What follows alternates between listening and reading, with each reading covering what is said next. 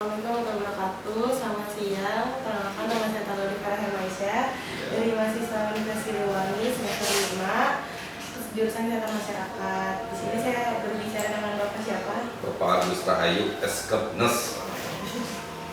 Bapak, izin bertanya, kalau di puskesmas ini apa saja yang jadi prioritas di sini? Prioritas apa? Penanganan penyakit. Penanganannya. Jadi penyakit-penyakit ini ada 10 besar penyakit. Yang pertama ini ada infeksi saluran pernapasan. Kalau bulan ini karena sekarang kan cuacanya lagi pancaroba, jadi batuk pilek itu banyak. ISPA. Yang kedua diare, observasi febris, DBD juga ada, influenza juga ada, penyakit yang penyakit tidak menular seperti hipertensi ada, DM ada gitu. Nah, dari sekian banyak penyakit itu, apa yang paling tinggi Pak angkanya untuk sekarang? Untuk saat ini, untuk bulan ini ya, bulan September, Agustus kemarin itu ISPA, banyak itu ISPA sekarang, dan demam febris. Nah, kalau faktornya apa sih Pak yang paling mempengaruhi dari penyakit itu sendiri?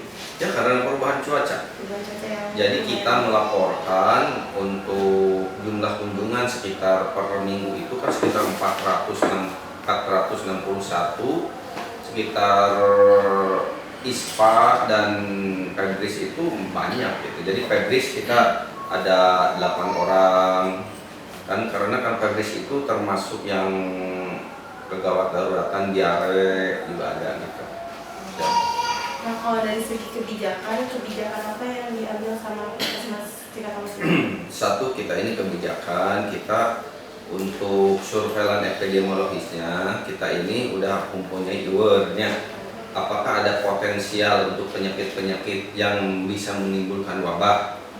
Jadi ISPA itu kan tidak menimbulkan wabah ya. Yang dipantau secara terus-menerus yaitu dari diare, demam berdarah, ili, febris, dan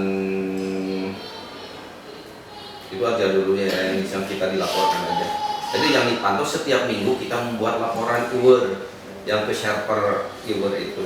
Jadi kita ketahuan bahwa kunjungan minggu ini berapa. Jadi rata-rata kunjungan Puskesmas Cikatamas sekitar 400 sampai 600 orang, dan itu jadi 400 dari Puskesmas tambah dari klinik swasta melaporkan ke sini.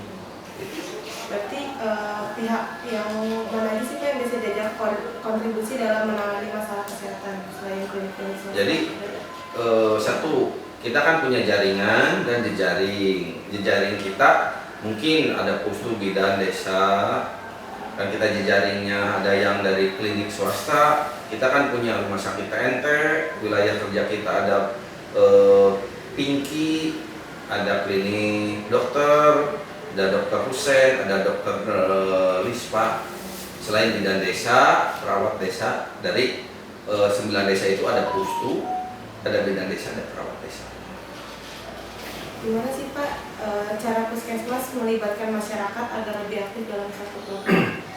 Jadi kita kan ada lintas sektor, kita komunikasi dengan kepala desa untuk menggerakkan terutama jejaring kita, terutama bidan dan kader posyandu. Jadi kan kita sering ketemu bidan desa yang sering berhubungan dengan kader posyandu untuk menggerakkan masyarakat. Contohnya kita menggerakkan bahwa setiap hari Jumat harus melakukan jumsi. Jadi di posyandu kan tiap posyandu itu sebulan sekali didatangi oleh bidan desa. Kalau Puskesmas Cikatamas ini melingkup di desa Cikatamas saja atau gimana? Jadi kalau pelayanan di sini, karena di Cikatamas ini setiap kecamatan juga udah punya puskesmas, tapi kalau berdekatan dari wilayah Karangnunggal juga sebagian dari Sukawangun. Kalau dari Panca Tengah itu dari Gunung Gadungnya suka memberikan untuk menerima pelayanan dari kita dari puskesmas Cikatamas. Terus kalau boleh tahu tantangan terbesar dalam menangani penyakit itu apa Pak?